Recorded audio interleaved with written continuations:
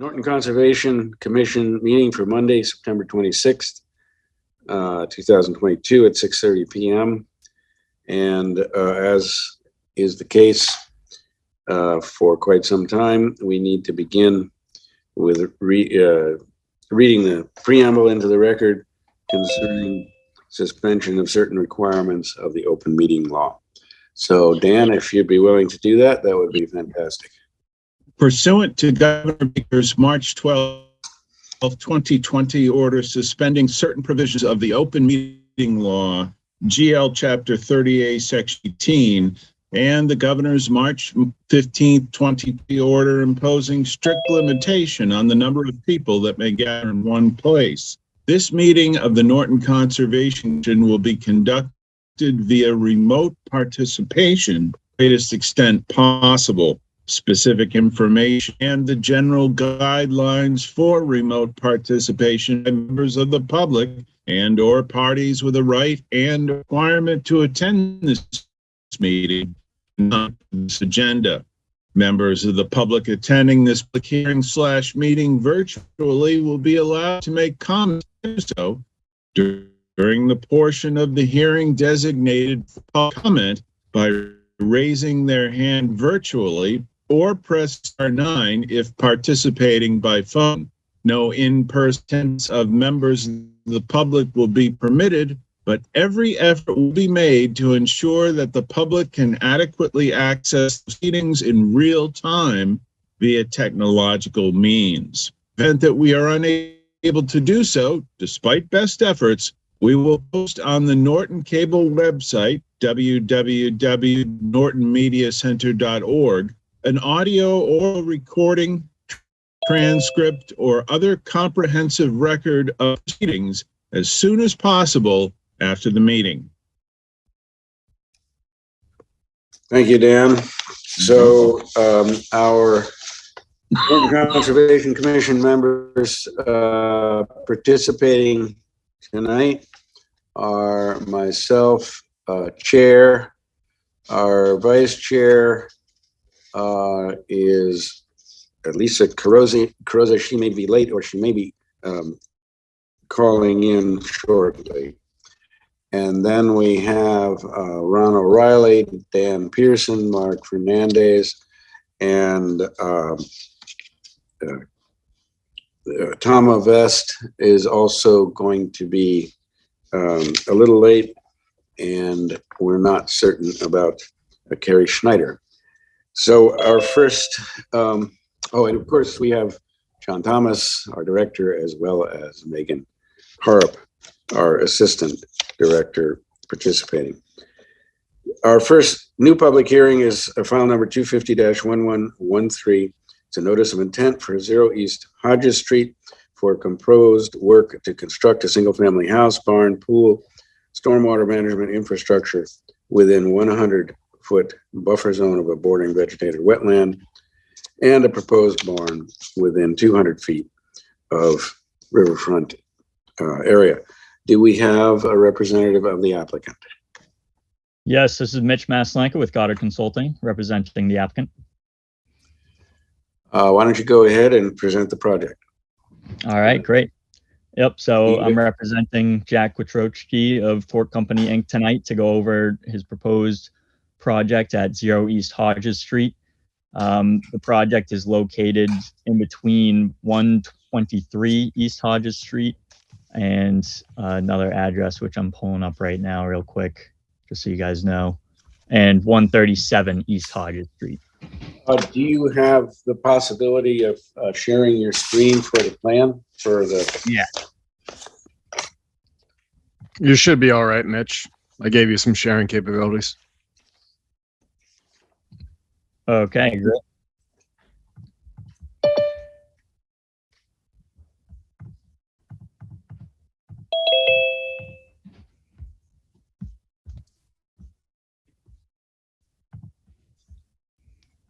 Okay, can you see my screen? We can. Excellent. At least I can. Okay, so here's the subject parcel. So this here is a very large land parcel here, and here's East Hodges Street up at the top of the map here. So the general work is going to be occurring in this northern section of the lot.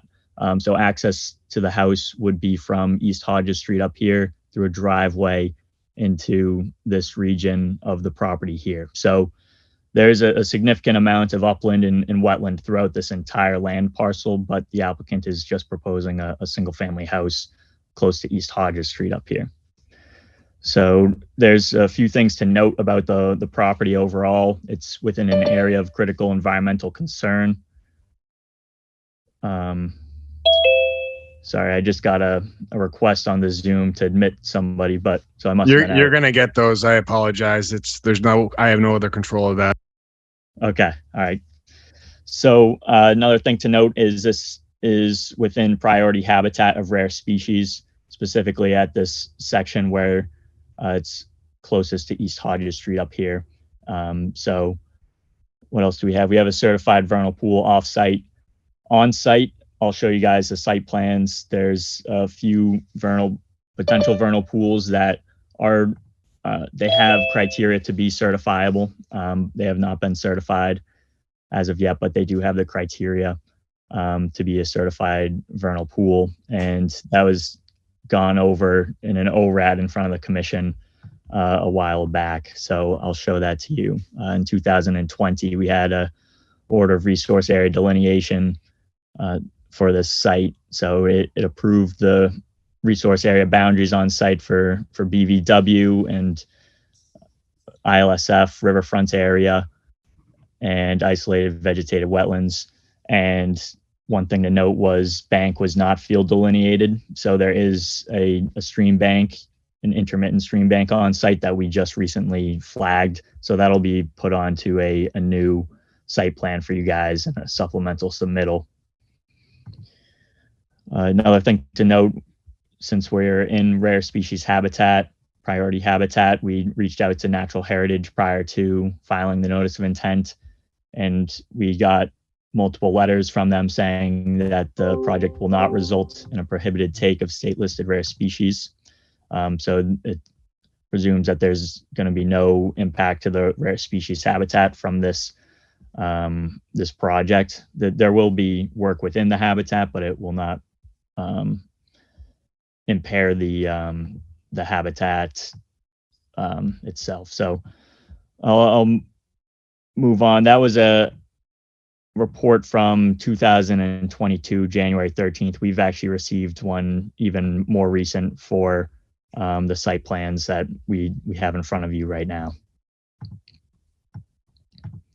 So we also filed this stormwater permit application, so that's in front of you as well. We have a stormwater report from Level Design Group. So they designed stormwater throughout the property to manage the stormwater from the impervious surfaces of the driveway and the house and a barn. And here are the site plans. So up here is East Hodges Street, and down here is our proposed house. All these green lines are the wetlands that we flagged as bordering vegetated wetlands. So those are throughout the site. But again, this is only at the very top northern section of the site next to East Hodges. So there'll be a proposed driveway coming from East Hodges Street, coming into the site along some property boundaries here, because there's bordering vegetated wetlands in towards the frontage of the property. So the house couldn't fit up here. So they had to propose it in this upland section that doesn't have any access from any public ways to get to this upland area. So that's why this is a filing as a limited project.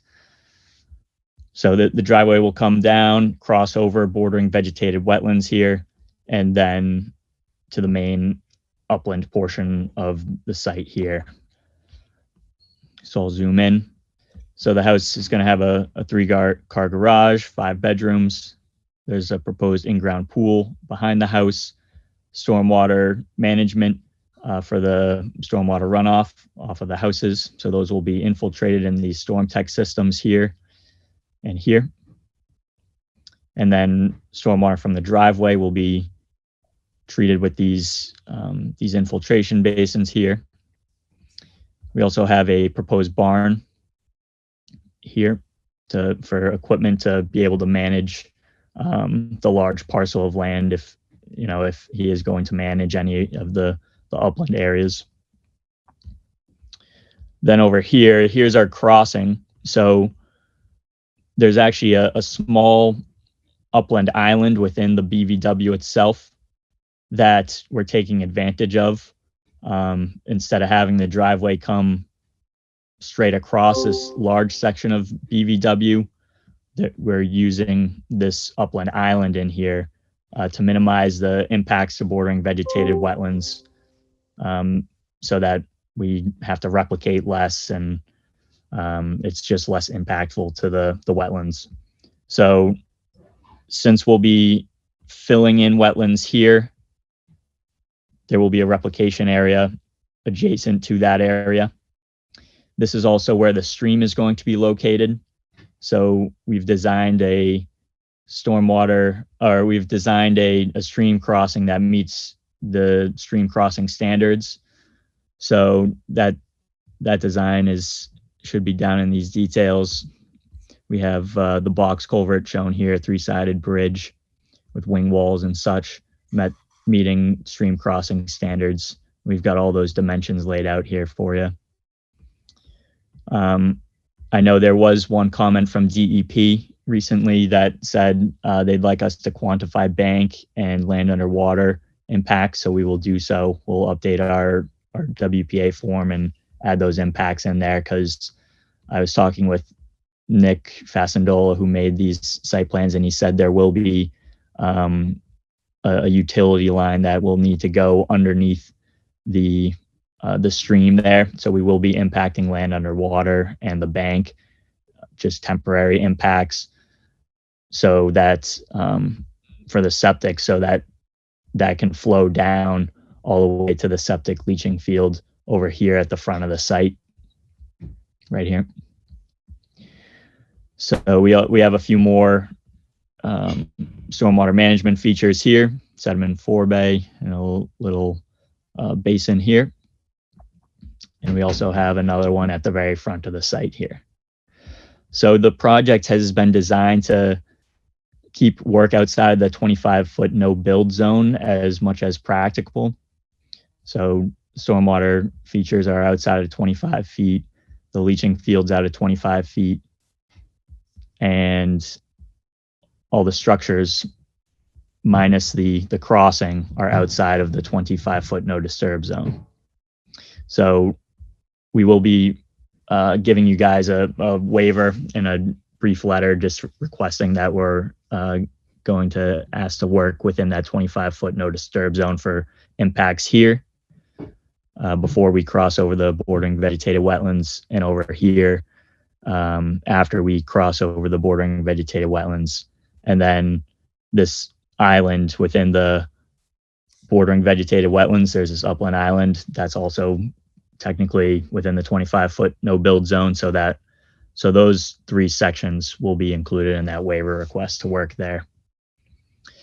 For this wetland replication area, we've provided an in-depth wetland replication plan going over how deep we're expecting to grade down, and that wetland scientists will be on site supervising the construction of that, making sure we're stockpiling the plants that will eventually put into the replication area, stockpiling soils and ideal timing and whatnot. So I can go into more in-depth detail if you want, but I can pull that up if you guys have questions on that.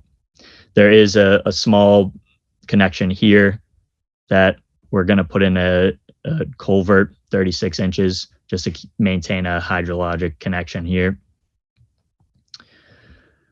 And I believe that sums up my initial presentation. So if the commission has any questions about this project, feel free to let me know. Thank you. Just a quick question. I mean, you kind of emphasize the 25-foot no disturb zone, but practically the entire project is within the 100-foot buffer. Is that a fair statement? That is a fair statement. Yes, this red line is the 100-foot buffer zone. So, And I mean, I didn't realize that you had such a remote leaching field, and that's not a pump system? there will be pumps. Okay. Yeah. So, because you made, maybe I misunderstood, but you made a reference to gravity flow, but you're saying that's actually not going to be gravity flow. Yeah, as far as I understand, there will be pumps to get the septic from the tanks over here through these pipes underneath the driveway, which will have to go underneath the stream and then eventually over to this leaching field. And the passage underneath the stream is by directional drilling, or how is that to be done? That's perhaps our engineer, Nick Fasendola, can talk about that in upcoming hearings, and maybe he could even write something up for you about how he's going to install those utility lines under there. We might have a detail on the plan, but he should be able to explain that more in depth for you next time. So John, I'm assuming that the details of that utility crossing are necessary. Is that your sense? That would be correct, Julian. I mean, I think there are quite a bit of things that they're aware of that need to be addressed with this design. So I can go into detail now or later after the rest of the commission comments. All right. Do you have any other pressing comments, and then we can go through the commission? I mean, the only other pressing comment would be for the applicant to present their take on 310 CMR 10.554E. So that would be the only other concern I would have, because it doesn't look like they would be able to fill any wetlands, or as the Act states, you can't destroy or impair any BBW within an ACEC. So that's the only other concern that the applicant's not going to have to address for this project, I think, in addition to all the other comments that I've put in front of them. So those areas of filling are in the driveway crossings. Correct. Okay. All right. Why don't we go on to commission members, and then we can go back to John. So anybody have a specific question? And first, I'd like to welcome Tama Vest as our 5th commission member attending. But anyone else have a question, or anyone have a question as members of the commission? And if not, John, do you have any further? I mean, I believe we need to get some clarity about the stream crossing, because that's kind of a rather extensive operation. So maybe that can be something that the applicant can provide to us from the engineer in the future. Yeah, I'd say that would be a good start for this project. I mean, the biggest challenge that the applicant's going to have is ensuring that there is no impairment or destruction of wetland in an ACEC. I think that's the challenge that's ahead of them for this project, especially with this crossing. If it might be a full-blown span, I don't know. That's up for the applicant to present to the commission. But as I read through the act, it's very difficult to, because we don't have any abilities as the commission to provide any relief for up to 5,000 square feet per this kind of criteria, or any sort of impacts to bank. So, it's up to the applicant to present something, I think, in the upcoming meetings to really solidify any sort of potential project. So in an ACEC, providing a compensatory wetland installation, it doesn't satisfy the It doesn't say that it's an alternative. That doesn't mean that it's been an accepted kind of methodology. I think that's kind of up to the applicant to present that to the commission. If that's something that DEP would allow for. DEP was the one that wrote these regulations. It's interesting to hear kind of what kind of other scenarios or case studies there might have been that would have allowed something of this kind of magnitude. So I leave it up to the applicant to present their findings and to kind of put some package of materials together for future meetings. And just a comment for the applicant with regard to the plans. The various detention basins and particularly the leaching field aren't labeled on the plan clearly, because I wasn't certain what the leaching field represented. I mean, maybe it's the size of the plan. I don't see the label, but I don't know if you can clarify those structures on the plan, because potentially your engineers, I mean, your contractor may have the same problem of saying, well, what is this that we have to build? So I think that would be helpful for anybody reviewing the plan. And I looked in the notes. I didn't see it clarified either. So maybe I'm just missing it. Any other questions from members of the commission?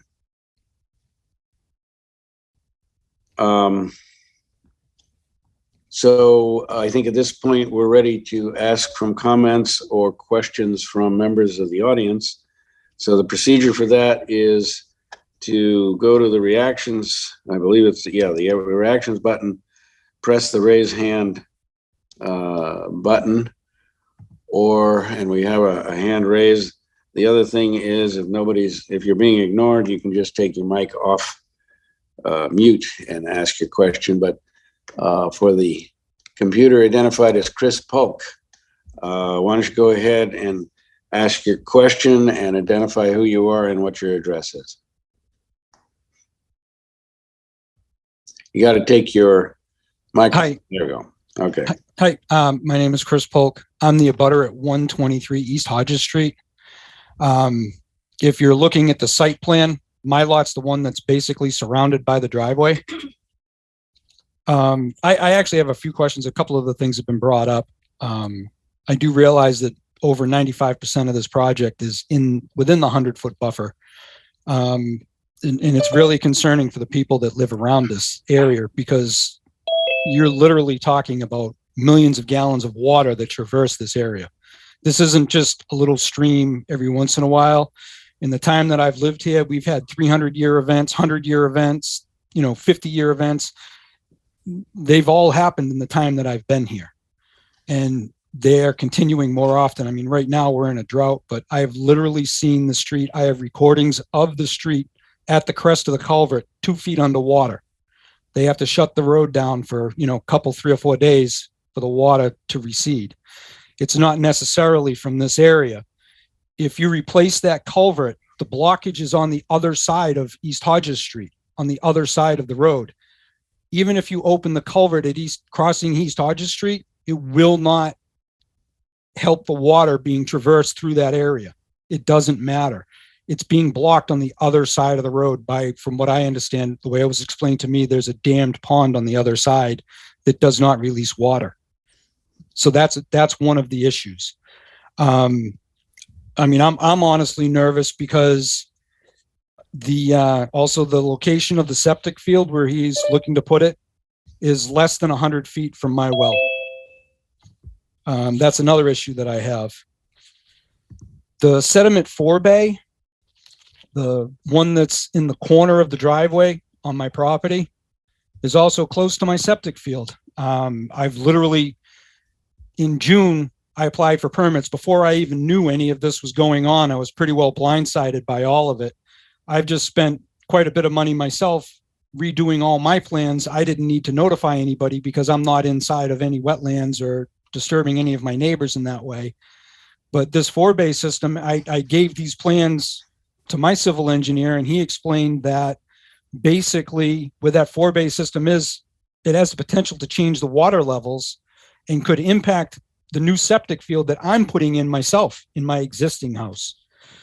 Also, these lots, in one of the papers that I was reading, The area where my lot is designated Group C soils, which means that it's, slow for the water to be absorbed into the land.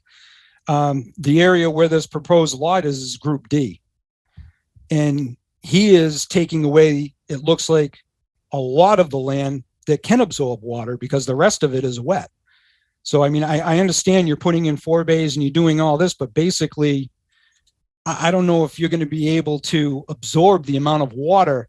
It's not going to be every single day that these are going to be full, but when it comes, it comes like a flash flood.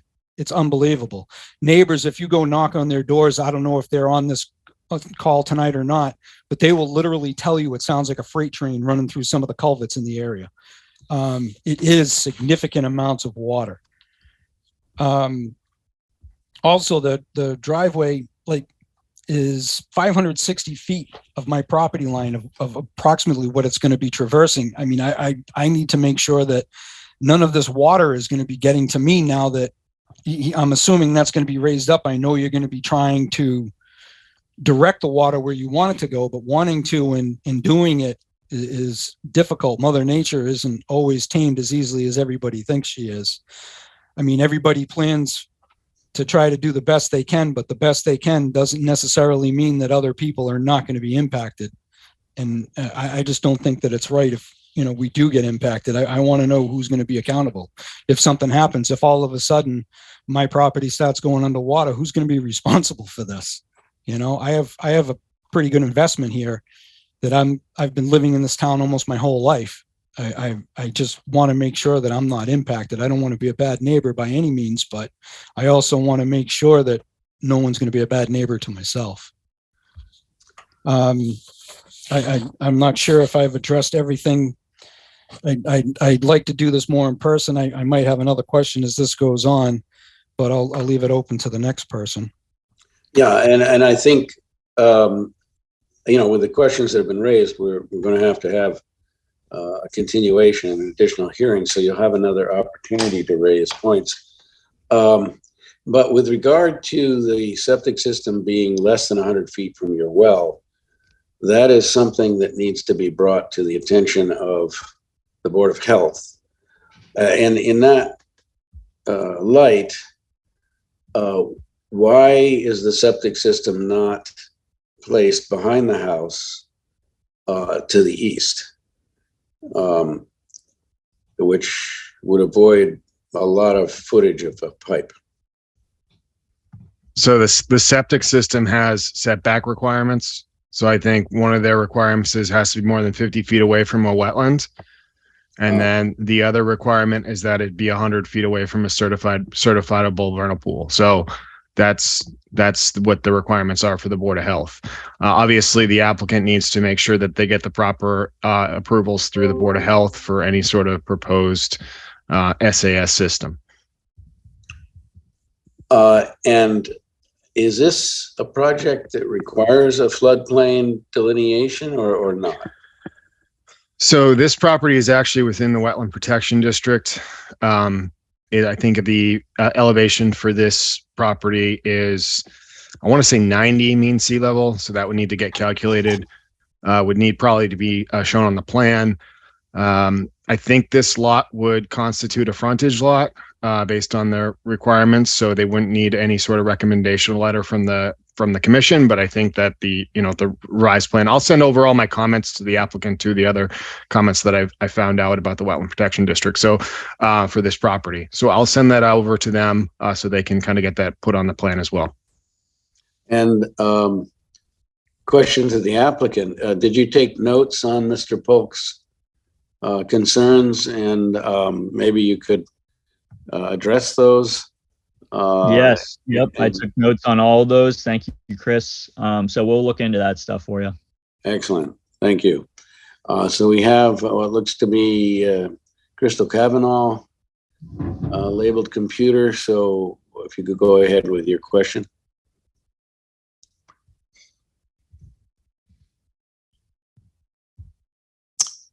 Crystal, are you there?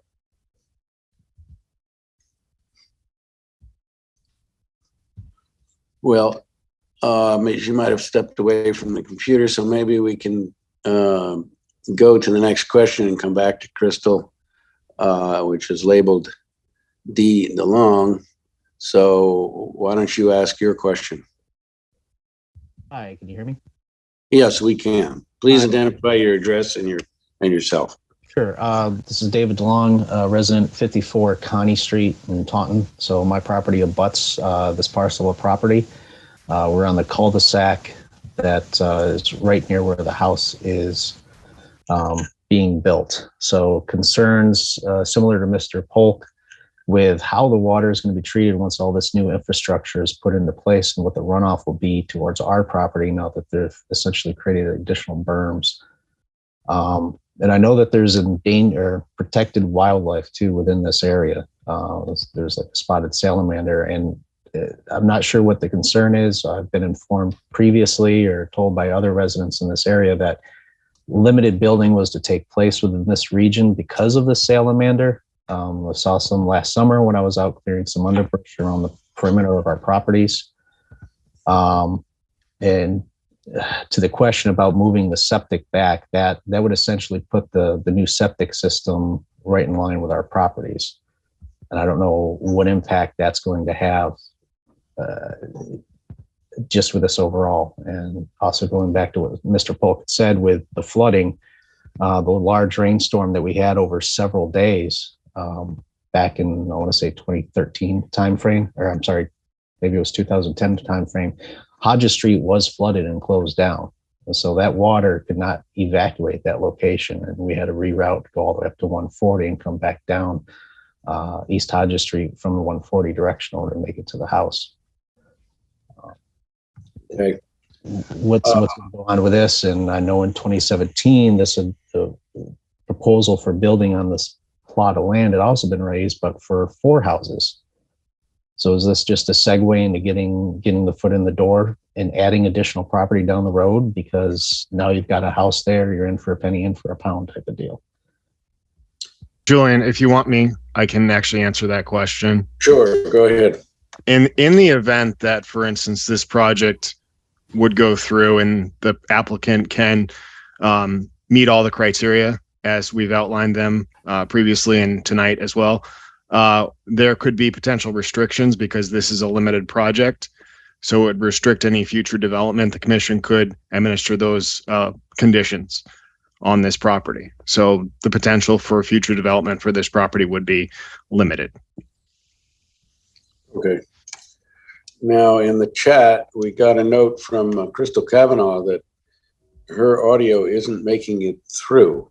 And we don't have an indication that her microphone is on mute. So it may be a problem with testing the microphone. So Crystal, if you can find a way to test it if you're working on a computer. Or I think Megan suggested putting your question in the comment, the chat section. And if that fails, you can either send in a note to the commission's office or hopefully have better luck in the future meeting. So if you can fix that in the short time, then we will be able to take your question. So do we have further comments or issues we need to address, John? I think most of my comments I've addressed to the applicant previously, but there have been a couple other ones that I'm going to send over to them after this meeting. Hi, can you hear me now? Yes, we can. Hear you. Okay, so I had to get on through my computer because for some reason my phone's not working. Sorry about that. This is Crystal Kavanaugh, and thank you for your patience. I did meet with John recently, and I had a couple of calls actually with the builders directly as well because I had a lot of concern. I am in a butter, and I am south of the property. It's listed as, I can't really see the bottom here. I have having a hard time seeing the bottom of the screen here. Hold on one second. Fernando Cabral, that's the previous owners from years ago. And I was actually told that this plan would be resubmitted prior to the call because they're actually missing one of the other abutters, basically a piece of land that's between my land and Bill's next door to me to the right, which is the east of my property. There's a whole piece of land that is owned by another property that's not even listed on this plan. So in addition to that, I just wanted to kind of chime in with what Chris said and David DeLong. We're very concerned about the water situation. I don't know if anyone researched the previous owners that built these properties down where we are, but I was speaking with neighbors and I understand that there's actually sewer pipes. That's kind of like a system that they created years ago because of the swamplands over there that are helping drain the water away from our house. And this property, I understand, it's on their land and they're trying to use it. But depending on what they do with this land, that water is going to go into those pipes and it will start to flood. So that is one of our biggest concerns, in addition to understanding how close it is to our property. We got a couple of answers back, and unfortunately it's not exactly clear. We got different information. I spoke to Dan at Level Engineer as well, and he did say that the abutting properties were not defined when they designed this property to understand how the water would flow and to ensure that it did not affect our properties as far as the water tables and such. So it is very concerning where, as everyone else, we have something that, we value and we want to make sure our property is protected. And from my understanding, we're going to be about 100 feet from the house.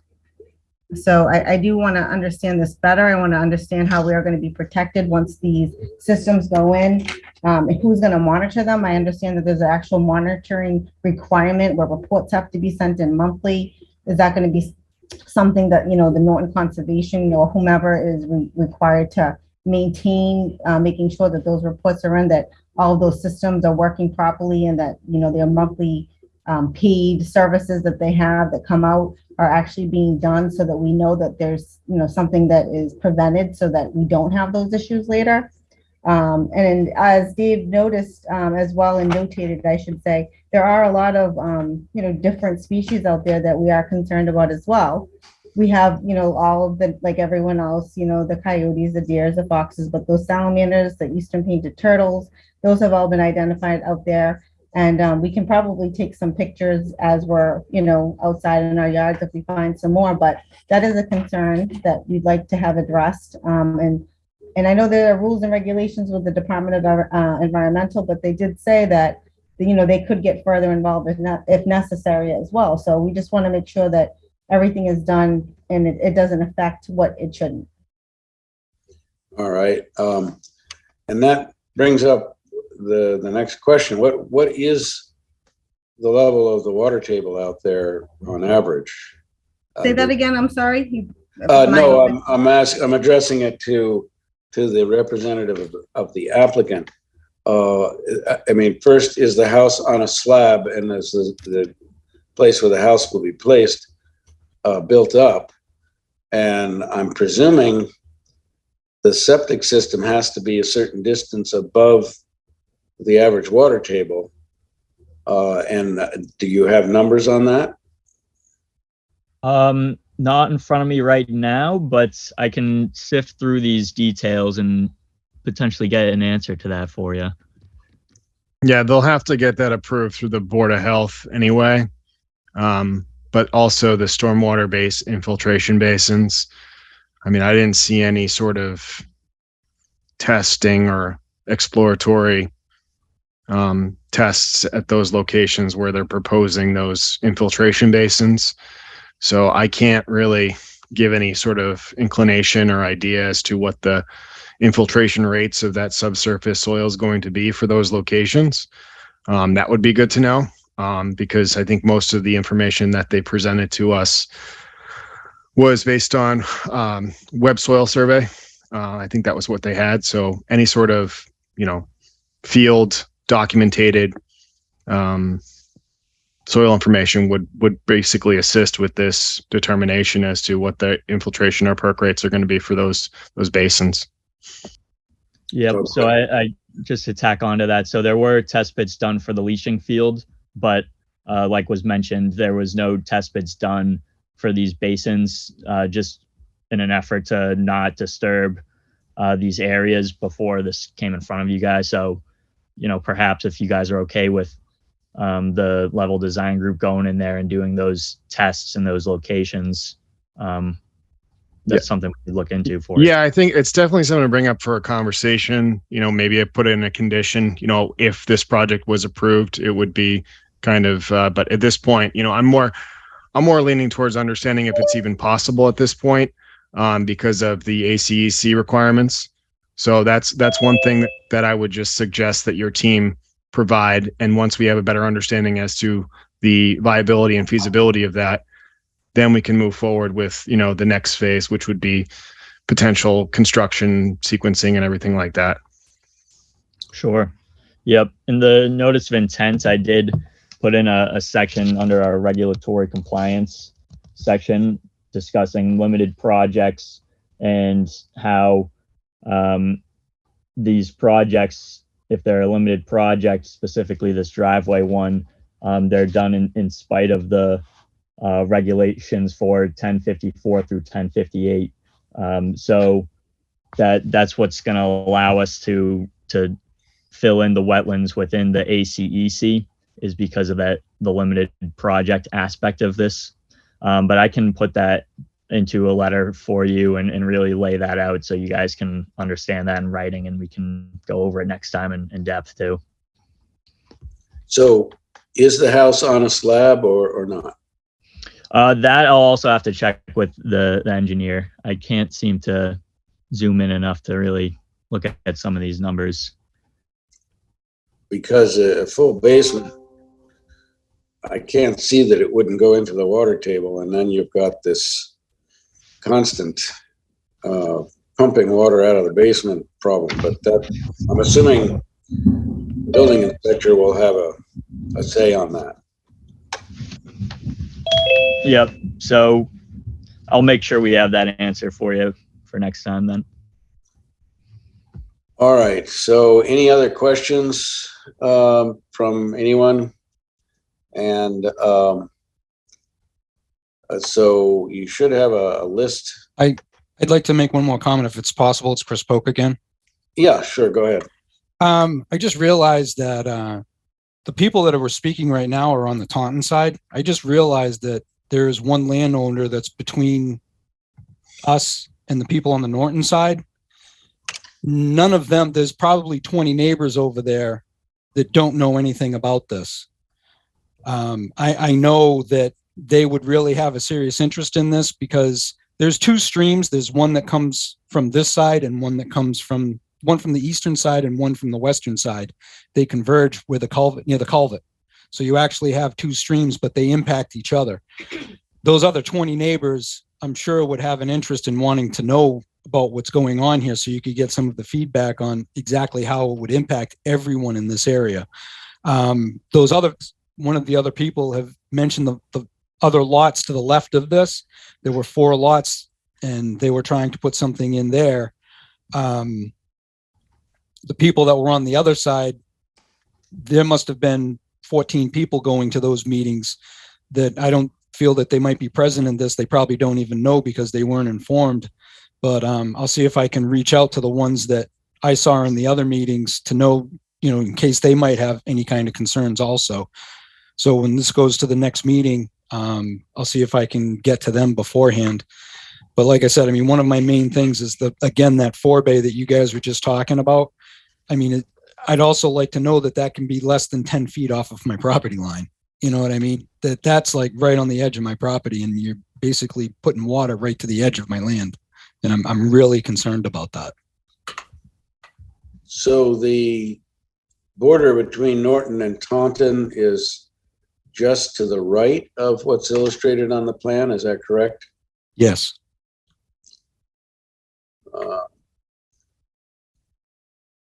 And it is on the plan now. Yes, City of Taunton. Okay. Yeah, All it's right. it's that line. We're not hearing. I'm the only person from Norton on this that I've heard speak anyways. And like I said, actually, this is Crystal Kavanaugh. I actually own a piece of Norton too. Oh, okay. Well, yeah, but I mean, that's, Yeah, so that's we small definitely piece. want to make sure that, everyone is involved. And Mr. William here too, he said he didn't receive a notice, and he has a well back there that will be affected. Yeah. Well, be aware that the commission has some limitations. In other words, even though essentially all of the project is within the buffer zone, we cannot prohibit the project based on that.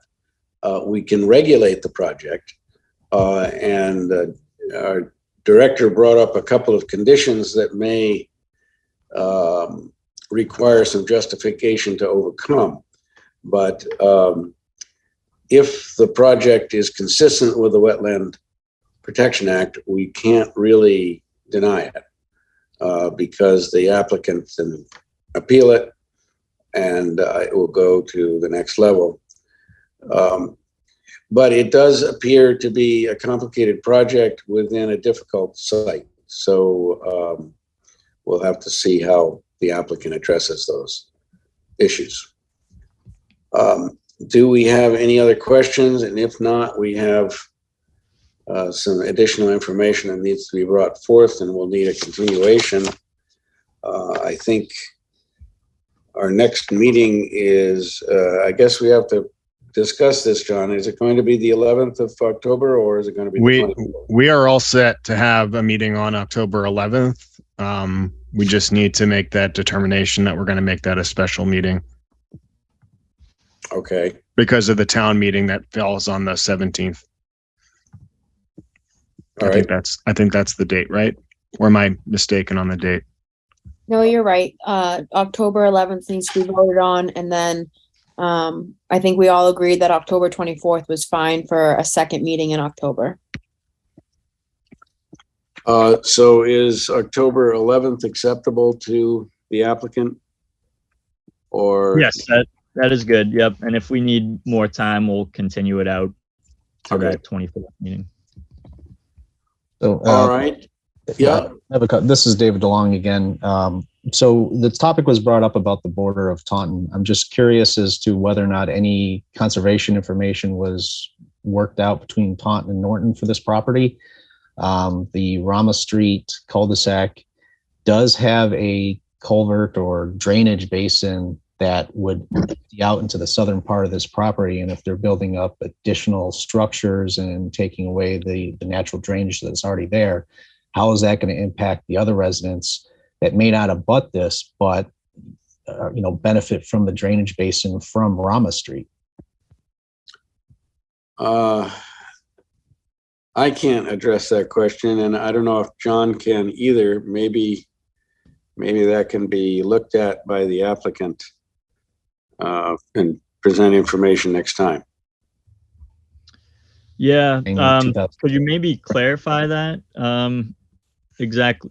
Where would that structure be you're referring to? Shown on this map, if you have an overhead view of your map, satellite view.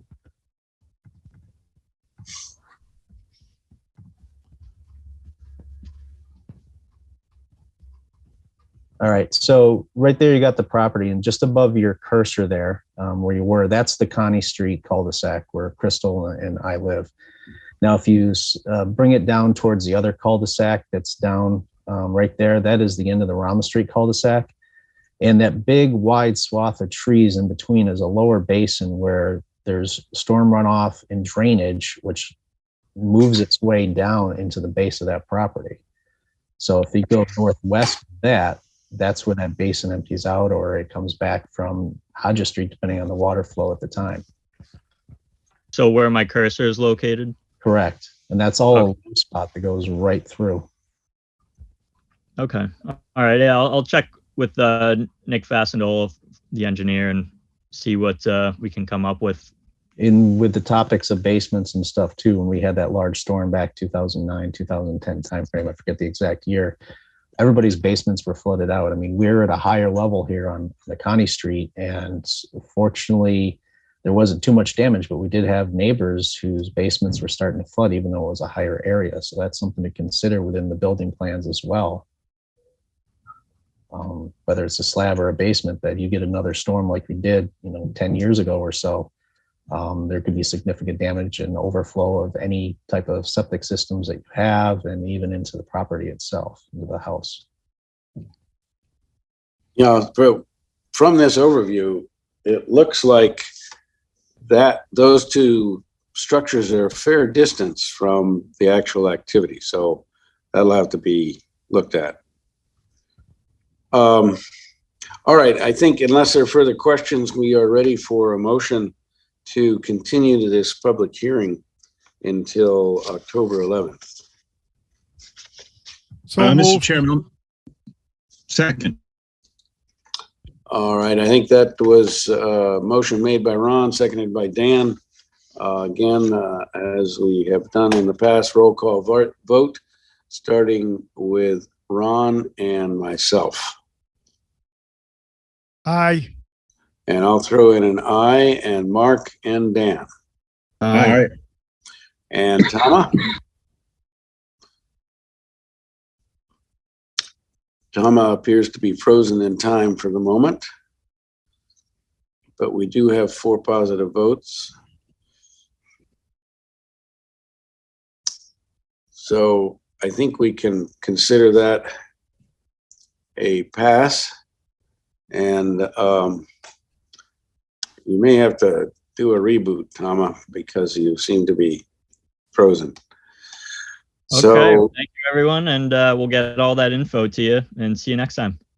Thank all right, you. well, thank Thanks, you very Mitch. much. Yep, bye-bye. So we're going to move on to our continued public hearings. The first hearing is file number 250-1070, a project that has been, it's a notice of intent project that has been before us multiple times concerning 080 Street, Viaduct Share Corporation. They have requested a continuation until October 24th.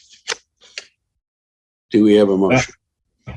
Mr. Chairman, I'll make a motion to continue the noted file to the 24th of October. All right, motion made by Dan and seconded by? Second. Seconded by Ron. All those in favor, again, a roll call vote, starting with Mark and Dan. Aye. And I'll throw in an aye, and then Ron. Aye. I'm looking for you on the board, but I heard your vote. And Tama. Aye. Okay, very good. And so that motion passes, and our next hearing is file number 250-1093, a notice of intent for 70 Oak Street. They also request a continuance until October 24th. So moved. Second. All right, we have a motion made by Ron, seconded by Dan. So again, a roll call vote, beginning with Mark and Dan. Aye. Aye. And Ron and Tama. Aye. Aye. And I'll throw in an aye, so that motion carries. 0 Hill Street, also notice of intent, file number 250-1108, constructing a single-story 9,900 square foot machine and fabricating facility. They are requesting a continuation until the next meeting, which I think will be the 11th of October. So moved. We have a motion made by Dan and seconded by Second. Ron. Roll call vote, beginning with Mark and Dan. Aye. Aye. And Tama and Ron. Aye. Aye. And I will throw in an aye, so that motion carries. And we have file number 250-1105, notice of intent, Pine Street Cluster. They are also requesting a continuation until the next meeting, which will be October 11th. So And, moved. Second. We have a motion made by Ron, seconded by Dan. Roll call vote, beginning with Mark and Dan. Aye. And we have 2 ayes there, and Ron and Tama. Aye. Aye. And I will also throw in an aye, so that motion carries. And we have our next hearing is file number 250-1112 or 1112. It is an abbreviated notice of resource area delineation for South Washington Street. And do we have a representative of that project? They requested a continuance as well. And just to the next meeting, or do they specify? Oh, Megan, can you? I don't Chime think in. it's specified. Yeah, they said the next available meeting, so the 11th. Okay. Do we have a motion? So moved. Second. All right, we have motion made by Dan and seconded by Ron. Roll call vote, starting with, yeah, you're coming through on a computer labeled Zoe Krunner. You had a question? Sorry, I just accidentally muted you if you were trying to chime in. It looks like they're still muted. And, but the issue is the applicant requested a continuance, and I don't know if we can really discuss any information since we haven't had any presented. So with that said, I think we were on the motion to continue until the next meeting, which would be October 11th for the ANRAD for South Washington Street. So did somebody make a motion? I lost track. So I'll make a moved. motion. All right, I think Tama got it by a few milliseconds. So motion made by Tama, seconded by Ron. Again, roll call vote, starting with Mark and Dan. Aye. Aye. And Tama and Ron. Aye. All right, and I'll throw in an aye, so that motion carries.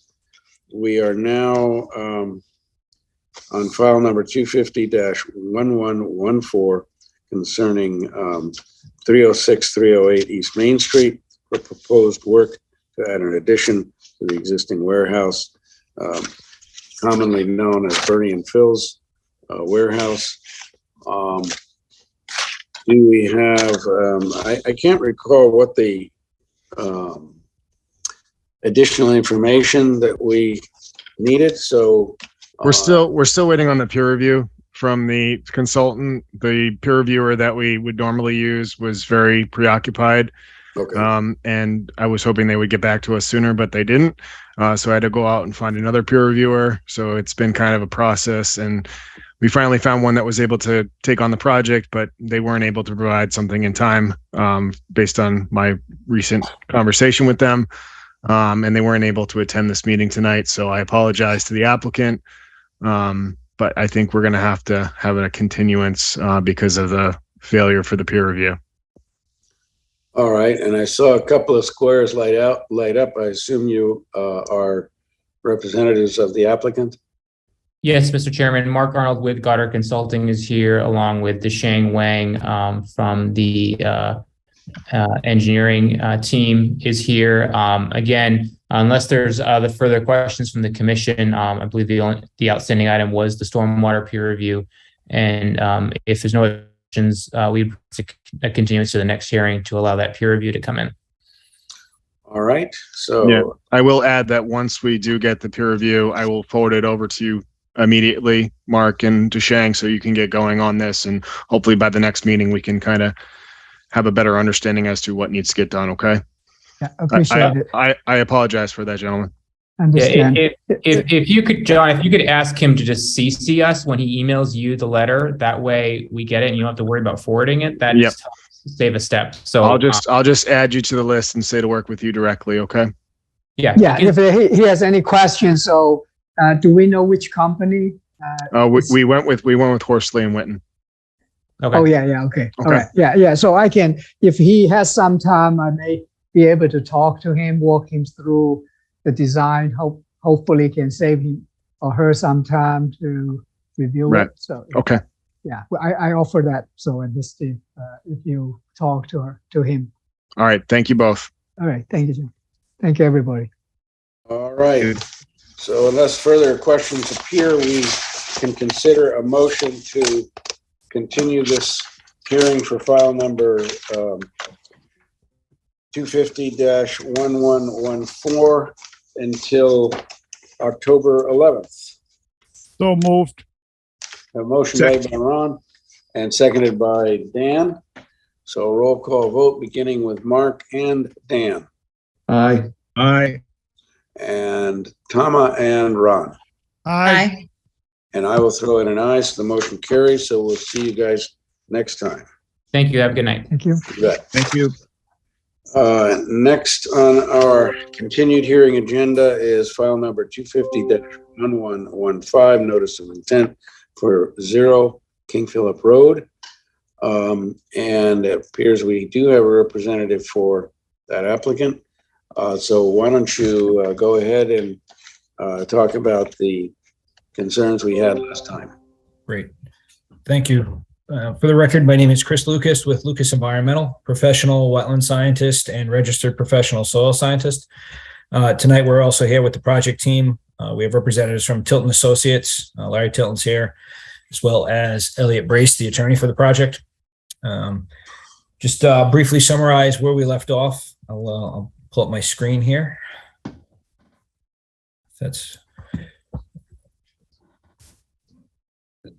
This is the revised plan sheet that was submitted by Tilton last week to address the comments from the last hearing. I'll just zoom into the house because that's really the area of focus here. There were several items that the commission asked us to address for this hearing. The first of which was a question about the applicability of Article 5 and any permitting associated with the planning board. Attorney Brace has provided a letter with our supplemental materials last week that demonstrates that it is not applicable to this project, and therefore no filing would be required. He's available tonight to get into the details of that, but that is on record with the commission, and being that it's a planning board issue, we don't feel that further discussion is really warranted. But again, he's here if we have questions, or the commission has questions on that. There was comments raised by the abutters, which Mr. Thomas did share with us after the last hearing, related to about a unsubstantiated claim of fill on the property, specifically associated with the drain pipe and a stream that used to potentially flow to the pond. We conducted and provided a letter. We conducted a review of available aerial imagery. Specifically, we looked at Google Earth imagery, imagery available from MassGIS, as well as historicaerials.com. In reviewing of that, I provided a letter briefly summarizing what we found. Based on the angle, a lot of the images were taken. There's a lot of shade cast in that area, but the drainage channel does appear in the 2005 Google imagery. It appears to be approximately where it is today.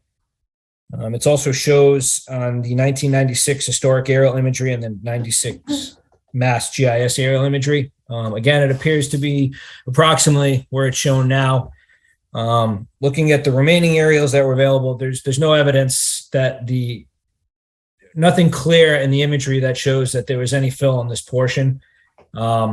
It may have been historically filled prior to the creation of the regulations, but again, there's no definitive proof that any unauthorized fill occurred here. And again, the burden of proof is on the person making the claim. We provided a letter documenting that, and our opinion is that there is no unauthorized fill in that area. And like we said, though, the applicant's willing to have that pipe inspected and cleaned out if necessary. The commission also had some comments related to the plan. Tilton provided a letter summarizing the changes to the revised plans. Several of them are as follows. We provided a split rail fence along the back of the site to provide a barrier. We've also included signage using your standard plaques. The details are shown on sheet 2, which I can pull up, but it's your standard plaque to be placed along the back to make it very clear that no further encroachments to occur here. The nomenclature was changed from erosion control barrier to erosion and sedimentation control barrier as requested along the entire perimeter where the barrier is shown. The DEP file number has been added to the plan. DEP did issue comments. File number is 250-1115. Tilton Associates revised the plans to address the DEP comments, which were related to the floodplain. They had 2 comments that they had questioned whether or not the proposed garage may be in compliance with 310 CMR 10.57. And they also asked for clarification on where flood storage is being lost and where it's being replaced. We followed up with DEP for clarification on why they felt the garage could be a concern. Their response, which I provided to Mr. Thomas today, was that they felt it was unclear on the plans and they just wanted clarification on the plans, which I believe the documents submitted last week demonstrate that.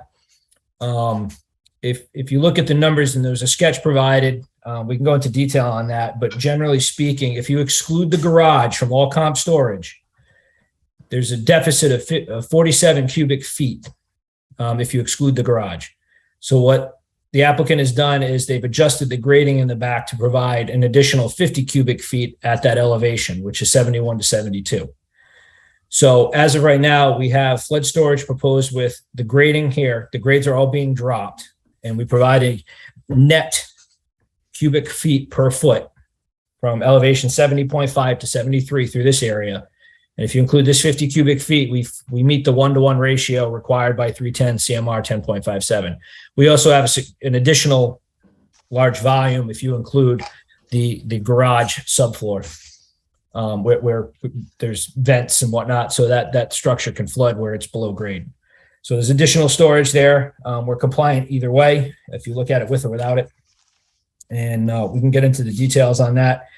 Tilton has provided the sketch plan, and they've also provided updated tables for the commission documenting each elevation very clearly related to the grading versus the garage and the volume for the house. The fill is associated with the house and the foundation only. So with that, we believe we've adequately addressed the comments. We believe we've addressed DEP's comments, and the team is here to answer any questions you may have this evening. So, just looking at your plan, you have a cross section of the house with the first and second floor as well as the cellar floor. And just below the first floor is the elevation 74, but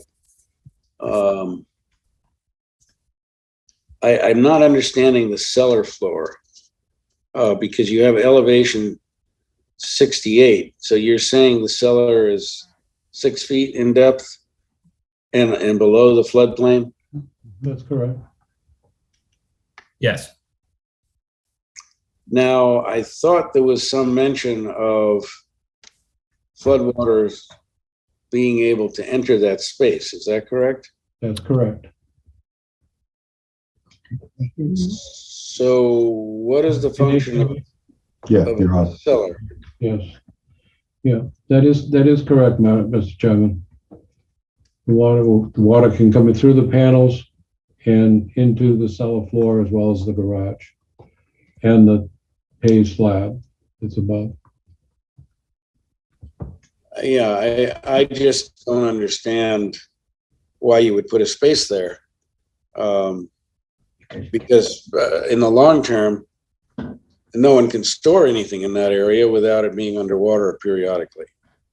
Well, the house is equipped with sufficient pumping requirements, but it's, whether people put stuff in where it can be flood, well, so be it, but it's not really recommended. All right. But if you exclude the floodwaters passing through, we provided so the floodwaters can pass through freely, which we're required to do. But if you take out all that footprint, we still meet the 1-to-1 requirement, providing the proper comp storage. So it's, I understand your point, but we still meet the performance standard. It's just that's going to be a preference of the homeowner, whether or not they store something there with the risk of flooding. Do I need the floodgates or no? Well, presuming it's brought to their attention because, you know, you see a cellar, you assume you can use it for storage as a cellar, but this is being designed so we know it's going to flood. I used to live in the floodplain before the city removed it from my previous home, and you're required, if you have a mortgage, you have to have flood insurance. And there's a lot of paperwork that comes along with that to notify homeowners and whatnot. So the homeowners will be very well aware of what the requirements are. And, you know, typically the minimum insurance you carry, there's a $10,000.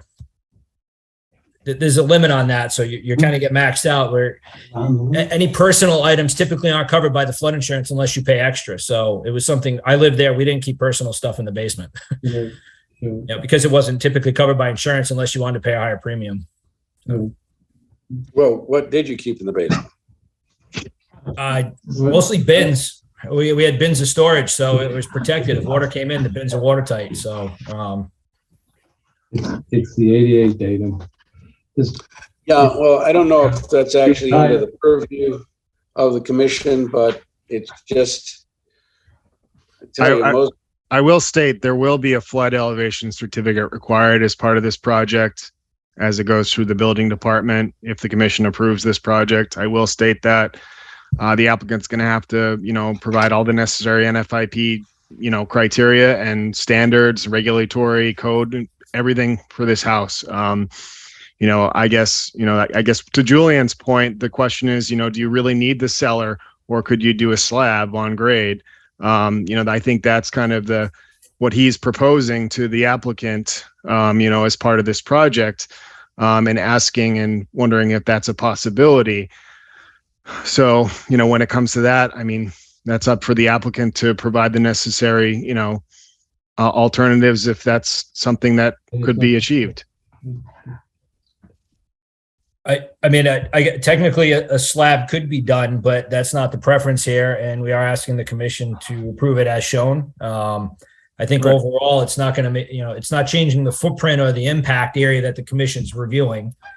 Any additional material that comes out of there will be stockpiled and removed from the site. So that's really the only difference if you look at the two versus a slab versus, you know. So the only thing that I have to say about that, Chris, is that, for instance, whatever vents you're putting in there need to be shown on this plan because they're considered a restriction under the performance standard because it doesn't meet the unrestricted flow. There's a restriction there. So the water's going to hit the side of the house. They're going to go into the vent, but there's going to be some sort of resistance there before the water gets into the house to flood that cellar. So that's what I'm getting at. So, you know, those need to be shown on this plan, I think, for this. And what's the logic of constructing all this space that technically can't be securely used? Well, I mean, I guess I'll defer to Tilton and company on that. What's the question, sir? The question is, you have a space that is being designed to flood during high water level events, which for anyone purchasing the house means it's technically not secure to use it as a normal cellar. So what is the logic of putting that in? Well, the logic is that we can put it in, we can secure it for flood. If the water enters, it will be pumped out. In the event that the flood waters ever reach 73, which the entire pond, lake will be underwater, every home out there will be under, so it is what it is. So we have the ability to do it. We're well above the groundwater table. We have the separation of 18 inches to the cellar floor, the groundwater. So therefore we can do it. We have to provide for flood if it does happen, if it does ever happen. So well, as the Conservation Commission goes and its its preview, we comply. Yeah, It will definitely end up putting flood insurance in there. The homeowners will. They will definitely have to acknowledge they're in the floodplain. And it is what it is. So. well, I understand what you were saying, but things have changed as far as investing in housing stock over the last 50 years. And the amount of design information available with regard to flooding in management of water flow over land and water flow sinking into the groundwater facilities, the knowledge of that has increased a tremendous amount. And you say, well, every house is going to be underwater out there, but many of those houses were installed or built prior to Wetland Protection Act concerns. So you're saying, yes, it's within the consistency of the law or within complying with the law, but the commission also has an obligation to the town of Norton to act in the best interest of the residents of the town of Norton. And my response to you saying, well, we can do it, even though we know it's technically an area that can't be securely used, is you're basically misrepresenting this house. You're misrepresenting to a potential buyer that this is part of the house that is useful, and it's not. And you're potentially going to be increasing the price of the house for a space. You say it's going to be pumped out, except how is that consistent with floodplain storage? Because you're saying, well, we're going to get around that by pumping the water out as it comes in. Well, that's not. Time out. We're not pumping the water as the water goes in. I mean, somebody's on the wrong category here. In all due respect, we do this time and time again on Nantucket. We build millions and millions of dollars of homes out there. Flood breakout panels are routinely supplied in all of the homes, right? So this is absolutely nothing new. It is nothing out of the ordinary. Nobody's misrepresenting anything to any buyers, right? So this is just routine business, whether we put these up on stilts and like we do next to the ocean, or we put flood breakout panels in right next to the beach on Nantucket. So and these are millions and millions of dollars worth of homes. So this is a routine, normal procedure. And it's right. And realtors are required to, you have to disclose the properties in floodplain. So, you know, there's this, everything, there's no misrepresentation here. It can't be, it's illegal. The realtor could lose their license, you know, people can get sued over that. So there's no misrepresentation. Any owner that's buying this will have to get flood insurance and will know, because it's part of the disclosure when they're buying the property, that they're going to be in the floodplain. And like Mr. Thomas said, there will be an elevation certificate. The elevation's well documented in the paperwork here.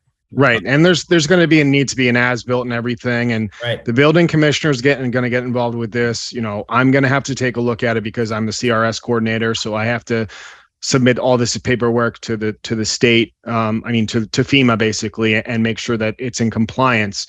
That's one of the requirements. But, the real question that I have is for the commission is that, they need to basically present their findings for this, that there is no unrestricted hydraulic connection. So that's kind of what I'm getting at. So Chris, do you want to explain how you're going to have the availability and surplus to compensate for these floodgates? So the information we provided shows that we do not need the storage inside the house and the garage to be compliant. It's additional above and beyond what we're required. The flood vents will allow the water to pass through the structure freely. What we can do and what we've done in the past is I would suggest a condition in the order that the architectural plans be submitted to you. And the architectural plans typically show where the flood vents would go, because they'll show you the floor by floor elevation, which is not typical for a civil set, but Right. I think that's an easy way to resolve that question. We can provide the architectural plans once they're finalized, because the architectural plans typically aren't finalized until we get approval by the Conservation Commission. Right. I Understood. would just suggest a condition, and we can provide that prior to construction. If I may, sir. Yeah, Larry Tilton, it is a good suggestion to put the detail for those flood vents on the detail sheet here of this set of plans. That is a good suggestion. Kind of wish I'd have thought of myself, but I didn't. So I will add that in. That's a very good suggestion. All right, so So there were some other comments that Chris and I had exchanges over email. Chris, you got those comments? Those will be addressed on the final plan. I did. You want to go over them? We can run through. I know you had suggested some labeling and changes. The fill and cut table should be labeled on said plan. I think the way we present it's appropriate, but if we need to make the revisions, the applicant is looking to move forward on this, so we were hoping to close the hearing tonight. And I think if the commission will be open, we can make those minor label changes as a condition for a final plan, because they are hoping to close the hearing tonight and move forward with this, so they can proceed with the getting this to construction before the winter. all right. So John, is there adequate information provided to close this hearing? Well, this is a twofold project, I guess, is kind of what I'm getting at. They have met all the requirements for the state requirements, as in making sure that the compensatory flood storage is met. They've done that to an excess for this project. The the grades and everything, it doesn't seem like they're really doing everything's going to be lowered, as you said, Chris, right? Most of the stuff's going to be lowered. Is that correct?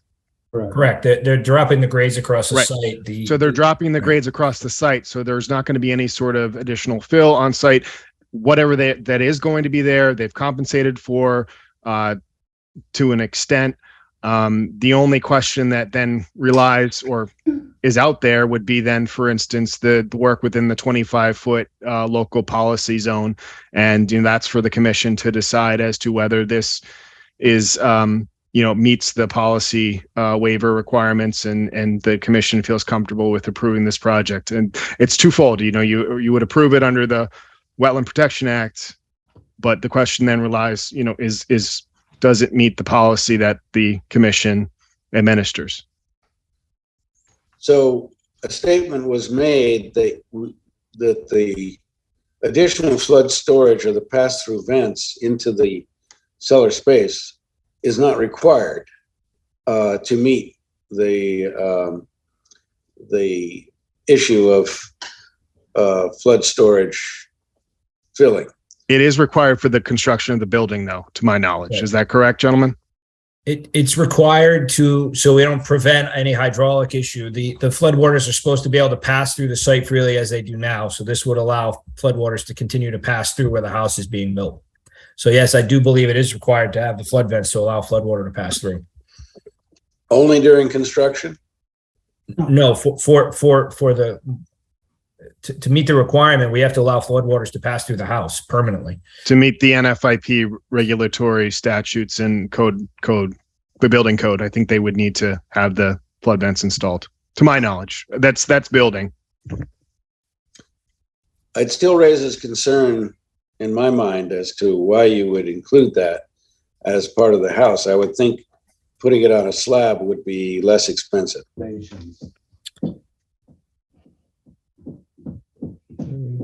Elliot, you want me to pipe in on elevations?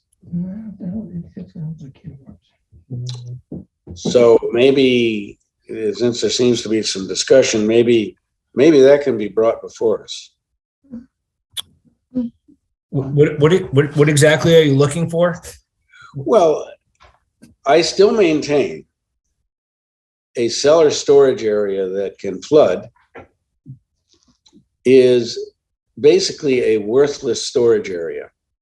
And so you're spending money installing it as opposed to just putting a foundation in the ground and then a slab at your first floor level. And So I don't really understand the expense of putting in that cellar, and I'm assuming the pass-through requirement would be eliminated if this were on a slab. No, the floodwater is still required to pass through the structure, regardless if it's a slab or a basement. So there would still have to be the flood vents and the pass-through. I guess my question is there a specific issue related to the Wetland Protection Act? Because it seems like your concerns are economic, which if it costs more for the applicant, that's their prerogative if that's their choice. I don't see any concern from an environmental perspective, whether it's a slab or a foundation. You know, either way, we're still in the same footprint.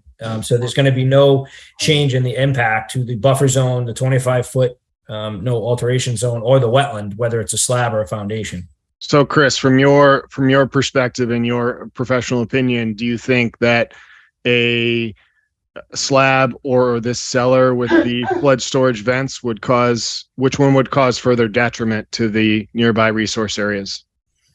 I think they're equal from that perspective, John. I think that whether it's a slab or a basement is going to be irrelevant to the impacts. It's the same square footage. So I think they're equal from an environmental perspective. From a regulatory perspective, we're providing additional storage by allowing the floodwaters to pass through into a basement versus a slab. And that's the choice of the applicant and any homeowner that buys it. And maybe it turns off some homeowners. Maybe they don't want that because of that. And that's an applicant's decision. And other people may not care and figure, all right, maybe my house floods once every, 15, 20, 40 years, whatever it is. And I'll put, and they can adjust what they store in there. So would you also consider that both would share the same operation and maintenance requirements for either option? Yes, because the flood vents would be the same whether it's a slab or a cellar. They're still going to require the same flood vents, so that would still be identical depending on which option. And the applicant has the preferred one for putting the cellar floor in there. So with regards to potential flooding on the property and potential impacts to the nearby resource area, either option would share equal potential issues if there were any. Correct. And why wouldn't a homeowner just seal up those flow-through vents? The issue is that they need to make sure that they have to meet that for the building code requirements. Otherwise, they're in non-compliance, and FEMA would be all over them. I think more importantly, as we all know, insurance companies tend to operate. If they can get out of paying you in a claim, they're going to get out of it. And I would guess, and I can't speak to this, this is just me as a layperson guessing on the insurance side. I bet there'd be some issue with flood insurance with that if you were to seal up something like that. So I can assure you that it would void the coverage. There you go. Well, if you seal them up, you may not need the coverage. But I just You're in the floodplain. You're in 73. You need the flood insurance. Yeah. Right. Well, we have other issues where homeowners will do things out of compliance, and we may not know about it.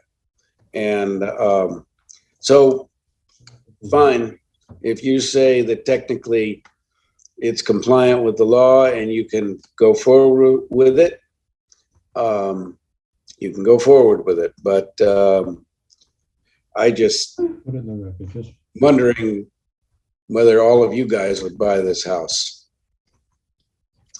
Like I said, I bought a house with the cellar in the floodplain, so I already did do that. I did sell it recently, but I also did buy it. So. All right, you guys are jovial about it, but then obviously you hope it doesn't happen. You hope you don't get the outside. This is outside the Wetland Protection Act, but I'm addressing the willingness to put what I consider to be poor design into substandard lots, and you can say, well, it's none of my business, but as a citizen of Norton, I say it is some of my business. But let's go ahead. Let's address the technicalities of the law, and you guys can be satisfied that you're meeting the requirements of your developer.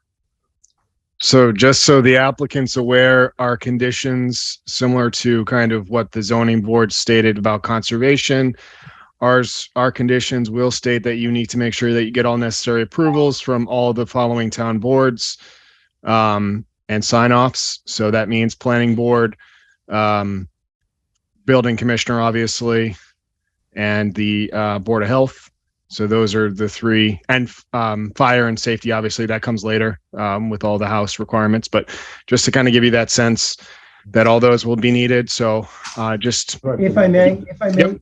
so, could we say planning board if required? Because I don't believe we're required. There's no planning board required. Are you sure about that? It's an Yes. existing lot. Yeah, Okay. All right. Have you approached the planning board? don't need, There's no, no need to. no. So you haven't talked to them? And do they regulate the zoning bylaw, right?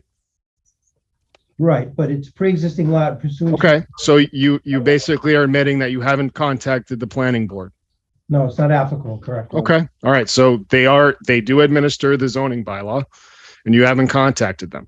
That's like contacting, saying that you're not within wetland protection, and it's within a wetland zone. So, you run the risk of doing that. So that's just part of the conditions. I just wanted to make sure you're aware that's what the commission will put in their order of conditions.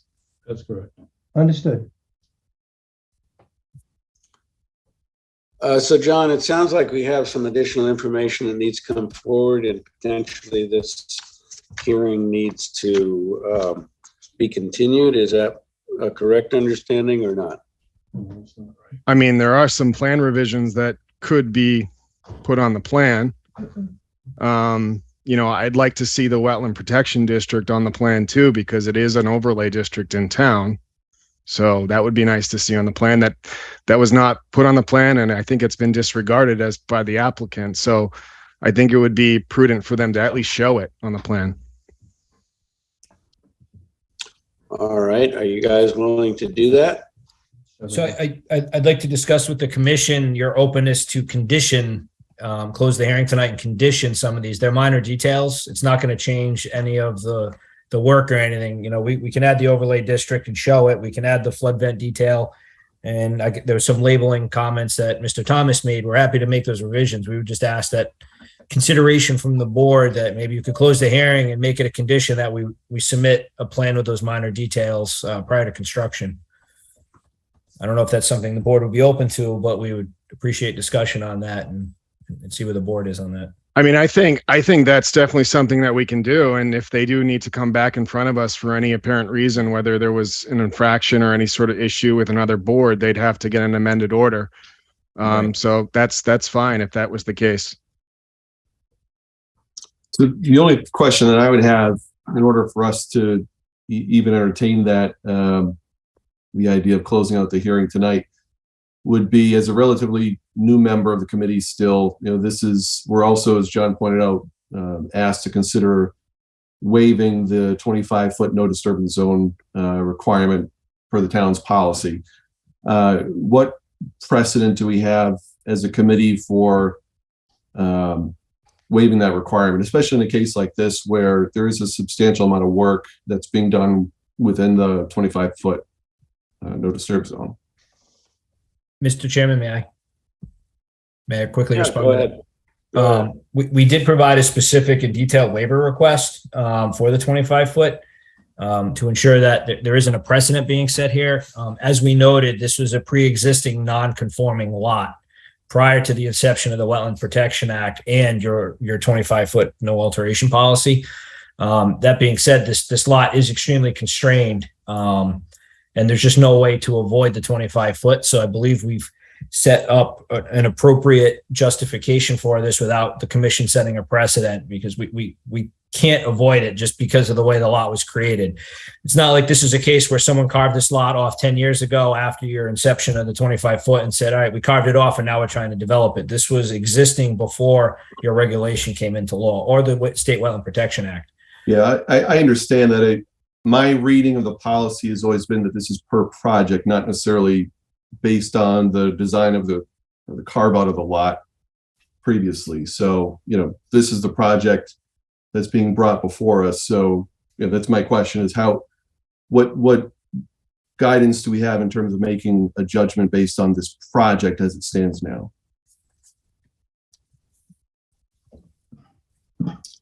Well, maybe we can bring that up because the commission has not discussed that item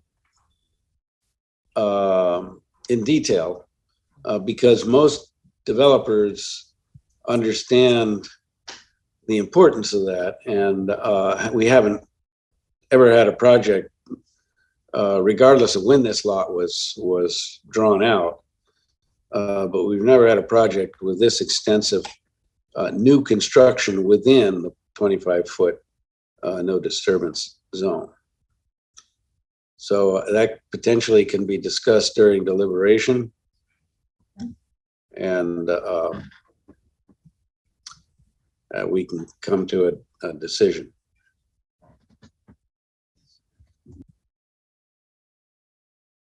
John, do you have any comment about that?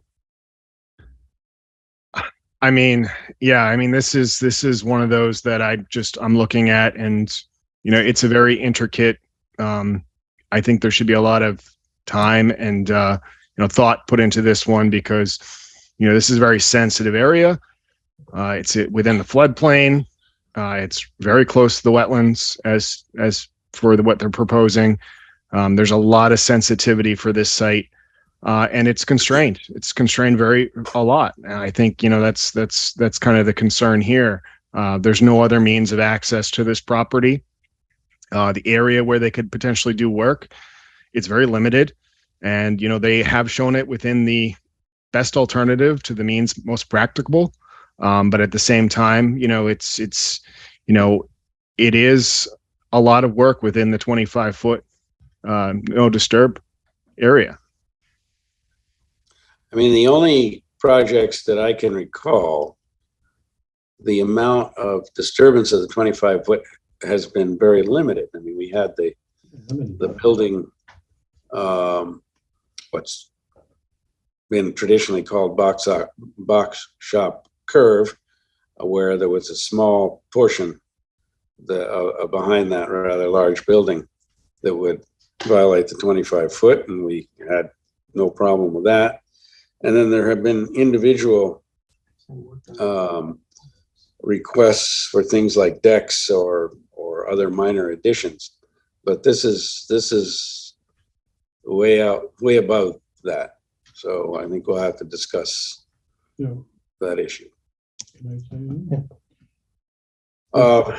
Mr. Chairman? Yeah. Larry Tilton. Looking at the disturbance area. Yeah. On the plan that's shown in blue, area number 2. All right. Yeah. Most of that work from the apron, let's say, of the house to the street is that revegetation planting of the area, trying to give back something better than what's there today. That could just as well be eliminated completely from the plan, and the disturbance would be the driveway area, the part of the apron in the house in the backyard where the flood compensation is. So a large portion of that disturbance could be that blue area that all the way to the street that we're looking to make wildlife mix and something different that could be left intact the way it is right now, which is brush and shrubbery. So that would cut a large portion of your disturbance down, and it would just be concentrated from the apron and around the house and the driveway to the street. You see that, Chris, there? That area I'm talking about? Yeah, that area there. Right. I think that complicates the CFST, doesn't it? Well, you can't have a both. Yeah, Larry, if we can leave it, I thought during discussions with the applicant and the contractor, they needed that area in order to create to install the driveway, and that's why it was going to be restored. Driveways we're pretty much running at grade. You're going to have some temporary disturbance in there, but we were going to revegetate with that agricultural mix and wildflower mix. You could push the driveway through there and revegetate it and eliminate that area coming from the driveway along King Philip. If it helps. If it helps, I mean, we're looking to replant it. You could leave it just the way it is. It's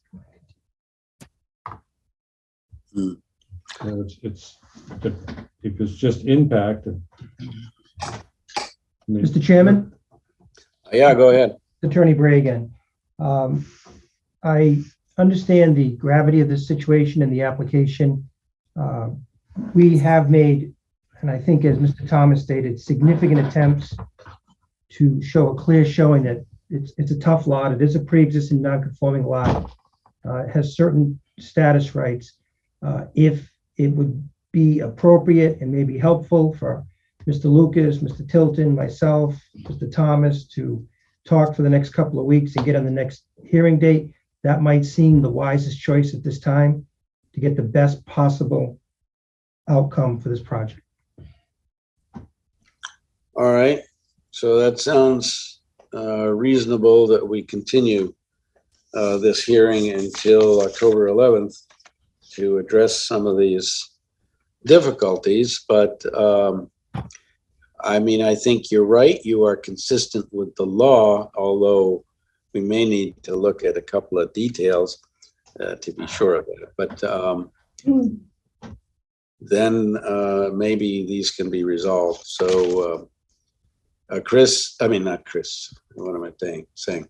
John, are you in favor of a little more discussion on this project? Yeah, I mean, obviously I don't get to make decisions on behalf of the commission, so the commission would need to see anything at the time of the meeting, but I can definitely provide insight as to kind of what the commission may be looking for. But, you know, I'm only one person, so you'd have to get the blessing of the commission to make sure at the next meeting. That's understood and appreciated.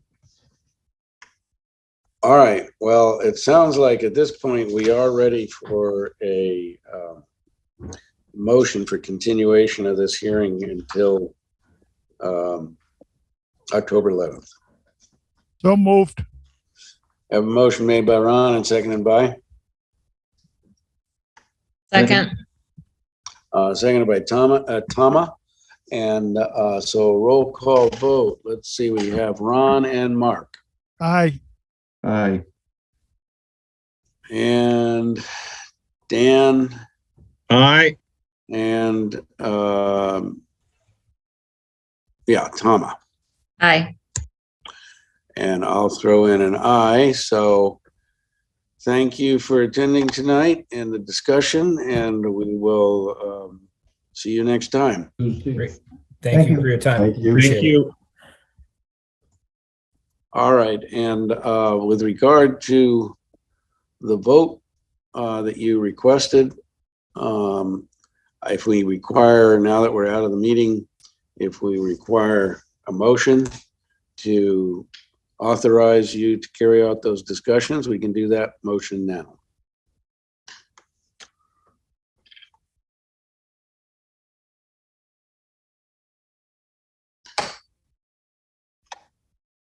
Anyone want some pointers as to what I would say if I could make a motion? I would say we authorize John Thomas on this project to carry out discussions with the applicants to address some of these, what I consider to be prickly issues with this particular project. So moved. Second. Oh, that was Mark who did the motion? Okay. Motion made by motion made by Mark, seconded by Dan. We'll start with Dan and Mark for aye or nay. Aye. Aye. And Tama and Ron. Aye. Aye.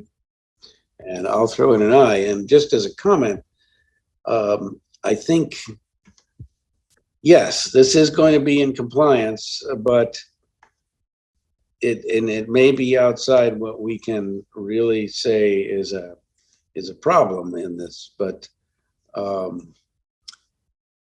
it's quality of what the project is that is concerning to me, and I just think it needs to be addressed with regard to the needs of the town. And we were up against the same thing with the athletic field, with the school system. That they were saying, yes, everybody's doing this, but we raised concerns that it wasn't necessarily the best thing to do, but we had the discussion, and I think we need to have a little further discussion with this particular project. So our next item on the agenda, partial or full certificate of compliance for file number 250-1037, 54 Plain Street. So this is the modification, I believe, of the solar field. Does this involve the additional wood cutting that was necessary, John? On Plain Street? On Plain Street, yeah. They say the solar field, there was a field adjacent. This one's for this certificate of compliance that the field has been completed. The solar field has been completed, and the lot or the solar field is now stabilized. So it's in compliance with all the requirements per the order. Yeah, and as I understand, this is the only solar field though on Plain Street. So on Plain Street, yes. Yeah, it was adjacent to the school. Yes, and part of that was, Tim came in front of us. I mean, Tim's on the call here, but Tim came in front of us previously to amend the order of conditions to selectively remove those trees that he brought in front. And as part of that, they're now closing out that previous order, to my knowledge, for just, what is it going to be? Are they going to sell it, or what are they planning on doing with the property, Tim? Bring it online? Is that what they plan on doing? Yes, good evening. For the record, Tim McGuire from Goddard Consulting on behalf of Madison Energy Investments. That's correct. They're hoping to get it online at this point. Thank you for that introduction. That is correct. That everything was designed in compliance. We've submitted a letter from the team's engineer, Atlantic Design Engineers, articulating that, as well as the as-built plan. So we're looking to close out the existing order of conditions and so that they can get the solar field online.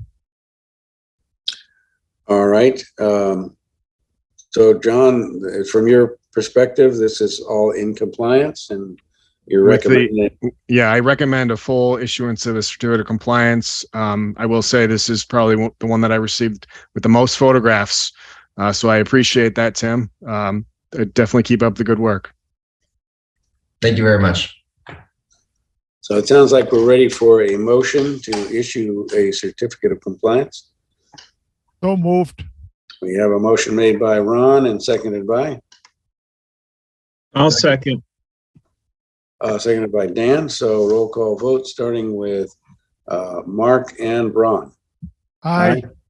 And Dan and Tama. Aye. And I'll throw in an aye. So thank you, Tim. I'm not sure. Thank you. Have a good night. You bet. Too. Thank you. Our next items are the orders of conditions for the Mansfield Avenue Senior Center. I looked through them. I don't have anything that I would change. Anybody else have any comments or questions?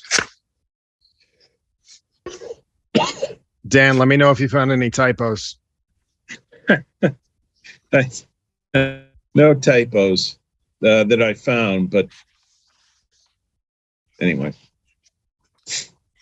All right. Well, if anyone has any questions, proposed amendments, or alterations, we can discuss that. Otherwise, we can consider a motion to accept the orders of conditions as submitted for file number 250-1109.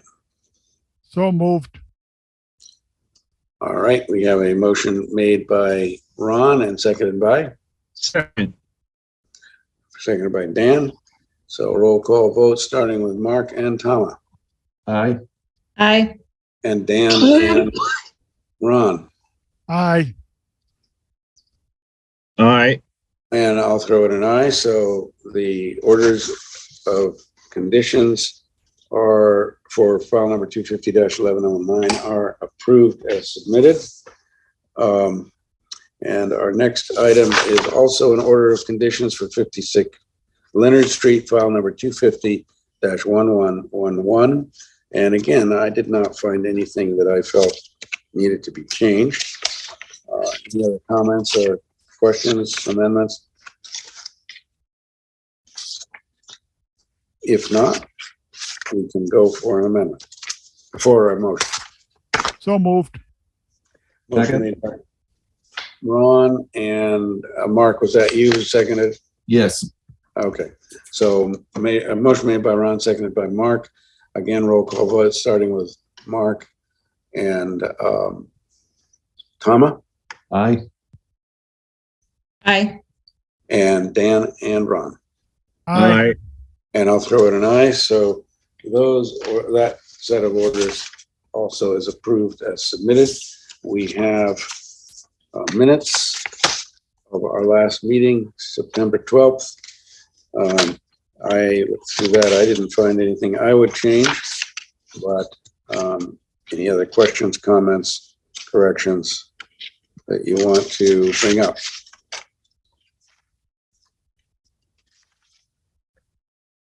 If not, I feel comfortable entertaining a motion to approve the minutes of September 12th as submitted.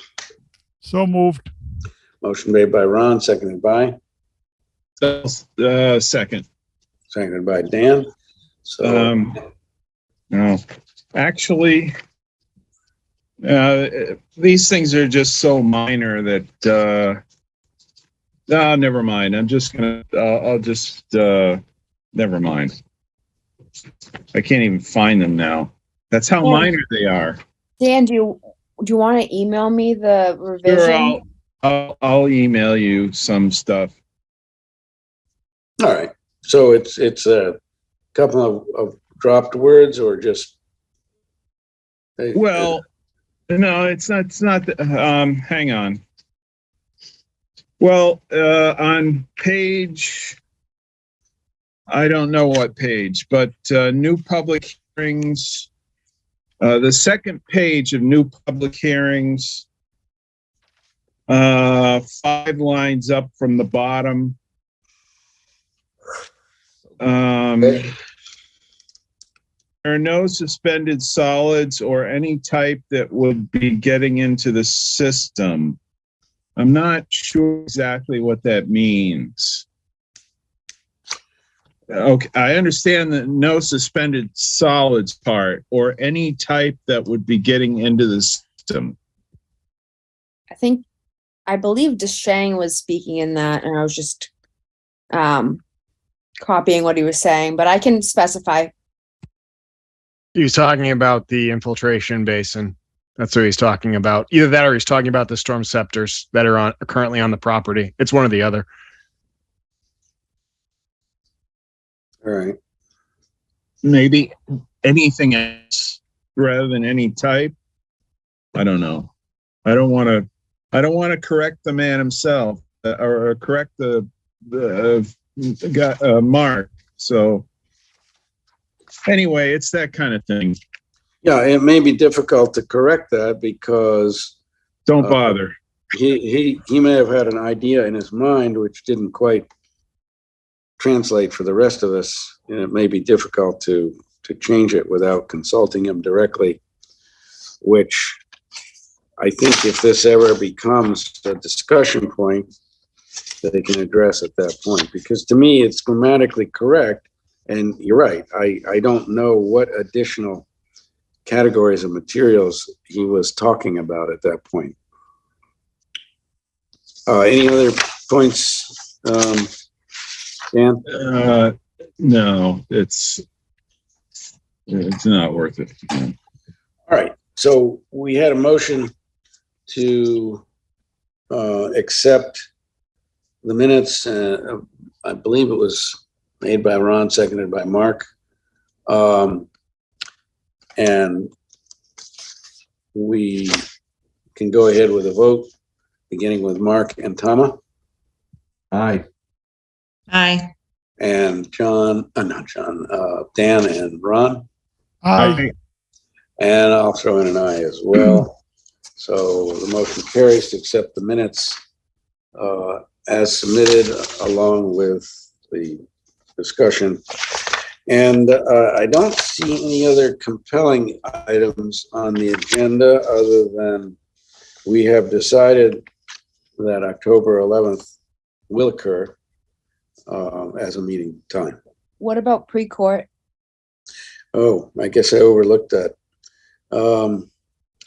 So did anyone happen to review the conservation restriction for pre-court? It was one of the conservation restrictions that I identified that was not recorded with the registry, that was basically granted to the Conservation Commission. So they had the plan all set. I think this was back in the 80s before the pre-court development was in, but they never recorded the conservation restriction. They were looking to get a certificate of compliance. So I informed them that the minimum that we would be requesting from them would be to have the recording of the conservation restriction. I looked it over. Everything looks on par with kind of what we'd be looking for the conservation restriction as an afterthought.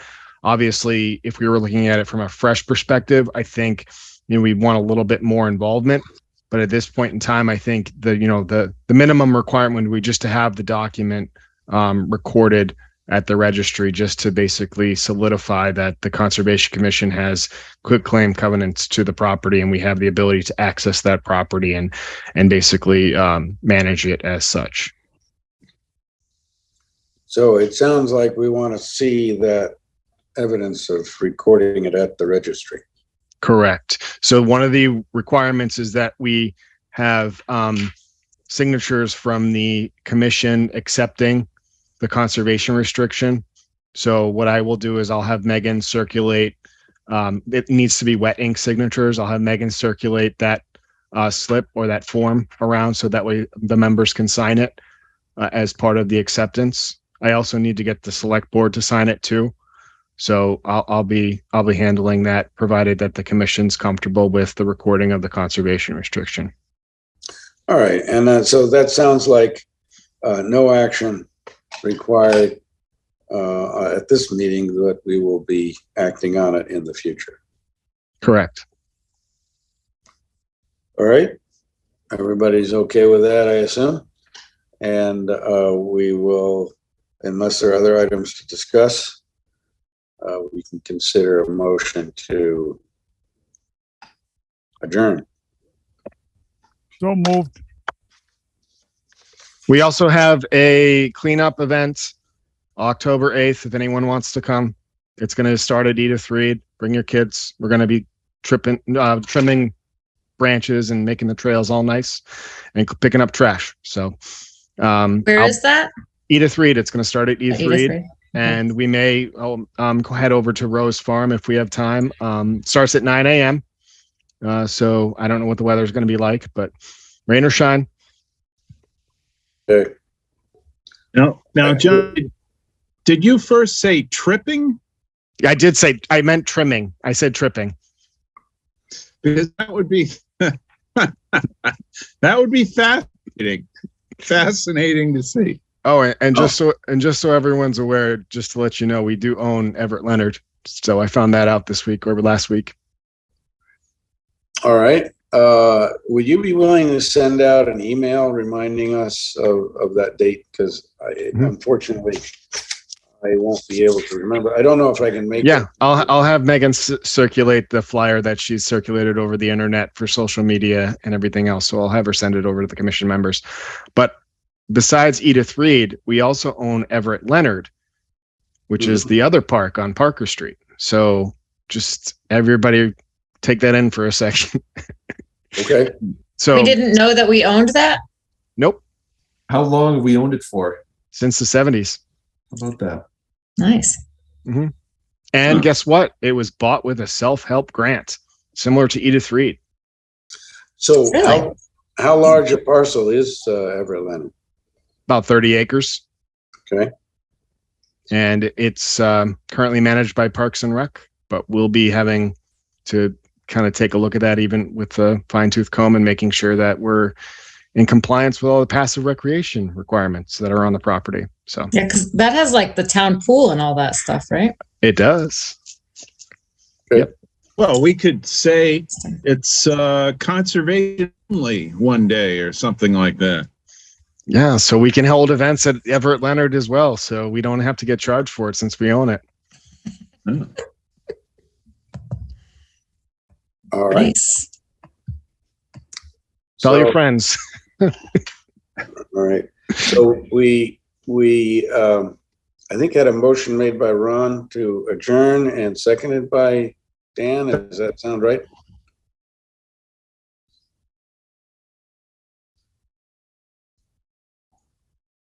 Dan, did you say, or did Tama? Did you second? I second at least.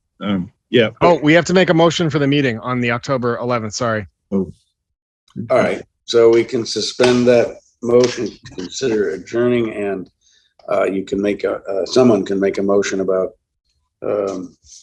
having a special meeting on October 11th at our usual meeting start time. Yeah, okay. So Second. Ron got that one in as Ron making the motion with Tama seconding it, and the roll call vote starting with Mark and Tama. Aye. Aye. And Ron and Dan. Aye. And I'll throw in an aye, so that motion carries. Now I think we can all agree to an adjournment. So let's go ahead and sign off. Second. All right. Okay. Good night.